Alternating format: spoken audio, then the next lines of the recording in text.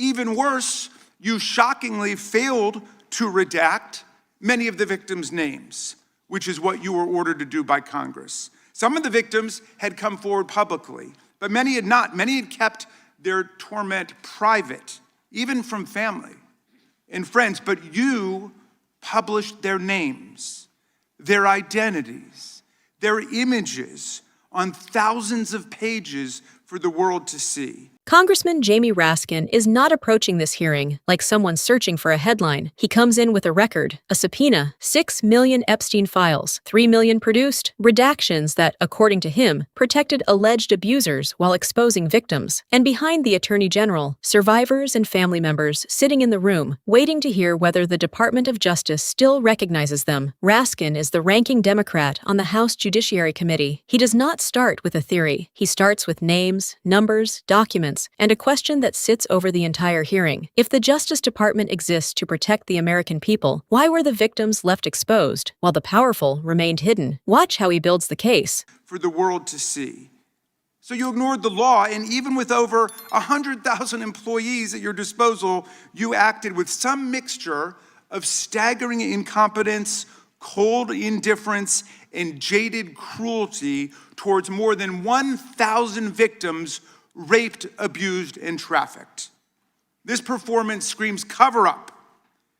Convicted sex trafficker and groomer Ghislaine Maxwell opened the gates of hell to Virginia Giuffre and hundreds of other victims, as Virginia recorded in her remarkable book, Nobody's Girl. But when Maxwell was subpoenaed to come testify before Congress, you and Todd Blanche quickly moved her from a higher security prison to a minimum security camp in Texas, where she's enjoyed 5-star treatment, including catered meals, private gym time, and access to a therapy puppy. All because Todd Blanche, who's utterly failed to investigate the monstrous crimes of Epstein and Maxwell's co-conspirators, spent 9 hours with Maxwell and satisfied himself that she would have nothing untoward to say about Donald Trump, which is your only real interest in the matter, based on institutional performance. But abandoning victims and coddling perpetrators is what you do best. When the FBI opened a criminal investigation into the brutal killing in Minneapolis of Renee Good, a poet and 37-year-old mother of 3, by Trump's masked paramilitary ICE agents, you shut it down. You claim you're investigating the cold-blooded murder of Alex Preddy, an ICU nurse at the VA. But how can we trust the administration when the president and Kristi Noem call Preddy a domestic terrorist and Stephen Miller called him a would-be assassin?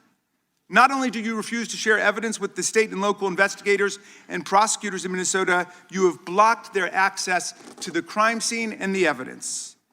How are you seeking justice for Marimar Martinez, the Montessori school teacher in Chicago who was shot 5 times by a Border Patrol agent who bragged about it on text? Or the family of Keith Porter, a father of 2 shot and killed by an off-duty ICE agent in LA? Or the family of Silverio Villegas Gonzalez, shot and killed in Illinois minutes after he dropped his kids off at school? There's no sign of any movement at the Department of Justice. You even launched a criminal investigation into Renee Good's grieving widow. How sick is that? But it's even worse. You've turned the People's Department of Justice into Trump's instrument of revenge. Trump orders up prosecutions like pizza, and you deliver every time. He tells you to go after James Comey, Letitia James, Lisa Cook, and Jerome Powell, the head of the Federal Reserve Board, and members of Congress like Adam Schiff, Mark Kelly, Alyssa Slotkin, Chrissy Houlihan, Jason Crow, Chris Deluzio, and Maggie Goodlander, to name a few, and you snap to it. You replace real prosecutors with counterfeit stooges who robotically do the president's bidding. Nothing in American history comes close to this complete corruption of the justice function and contamination of federal law enforcement. And the good news is many serious lawyers at DOJ, including some of your own original appointees, have refused your lawless orders. Danielle Sassoon, your original pick for acting U.S. Attorney in Manhattan, resigned rather than follow your corrupt order to quash an indictment against Mayor Eric Adams as a political favor from Donald Trump. A Federalist Society member who clerked for Justice Scalia, U.S. Attorney Sassoon, refused to participate in this blatantly corrupt scheme. Her top assistant, Hagan Scotton, an Iraqi war vet and two-time Bronze Star recipient who clerked for Chief Justice Roberts, and then Judge Kavanaugh, promptly resigned too, writing to your office, quote, "I expect you will eventually find someone who is enough of a fool or enough of a coward to file your motion, but it was never going to be me." You and the president nominated Eric Siebert, a 15-year career prosecutor, to be your U.S. attorney for the Eastern District of Virginia. But after 5 months of investigating Letitia James and James Comey, he found no evidence to justify criminal charges. So you forced him out. You replaced him with Lindsay Halligan, Trump's personal lawyer from the Mar-a-Lago documents case, who had zero prosecutorial experience and no qualifications. And then you were humiliated when a federal judge found that this corrupt appointment was blatantly unlawful and threw out Halligan's indictments entirely. And grand juries of American citizens have repeatedly rejected your vendettas and baseless indictments brought by the hacks left at DOJ now, with 2 different grand juries in Virginia voting down indictments against Letitia James in a single week. And just yesterday, another grand jury shut down your vendetta factory by rejecting indictments against the 6 members of Congress who had spoken out to remind all service members that they have a duty to refuse illegal orders. You tried to get a grand jury to indict 6 members of Congress who are veterans of our armed forces on charges of seditious conspiracy simply for exercising their First Amendment rights. I hope you will heed the wisdom and the constitutional patriotism of those grand jurors and not try it again by doubling down on that humiliation. As your best lawyers are sacked for having participated in the January 6th case, or just flee for the exits now, your new lawyers keep lying in court. In dozens of cases, they've been excoriated for lying to federal judges. Chief Judge Boasberg, right here in D.C., suggested your Department of Justice perpetrated a fraud on the court.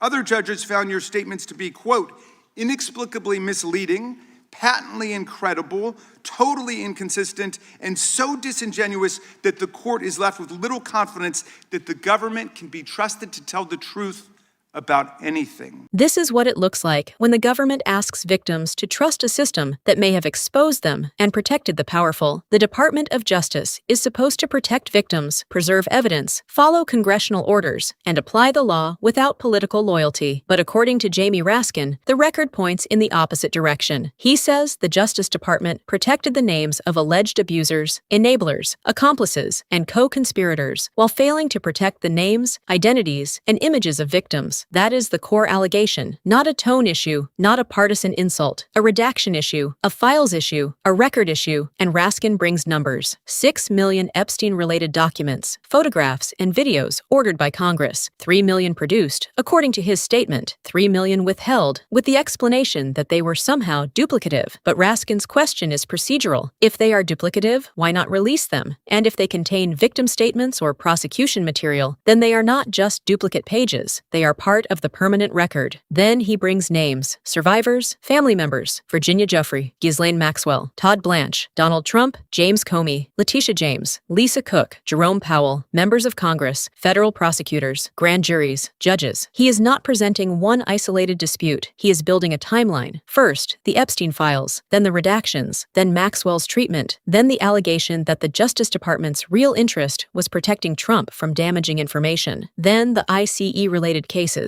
then the prosecutions Raskin describes as political retaliation, then the resignations, then the grand juries, then the courts. That is the pattern he wants entered into the record. Bondi's side, according to the clip, has an explanation for part of it, duplication. But that does not resolve the central problem. Duplication does not explain why victims would allegedly be exposed. Duplication does not explain why names of alleged perpetrators would be hidden. Duplication does not answer why Congress, after issuing an order, would not receive the full files. And it does not restore public trust in a Justice Department already being accused of conflicts, political pressure, and selective enforcement. In law, the answer to a document problem is not attitude. It is production. It is a clean record. It is a timeline that can be checked. It is redactions that protect the vulnerable, not the powerful. That is why this hearing matters beyond Washington, because if survivors believe the government may expose them while shielding the people who hurt them, fewer victims will come forward. If prosecutors believe their careers depend on political loyalty, fewer prosecutors will say no. If judges begin to doubt the government's representations, the damage is not just reputational. It reaches the structure of public trust itself. A democracy does not survive because powerful people ask to be believed. It survives when the record can prove them wrong.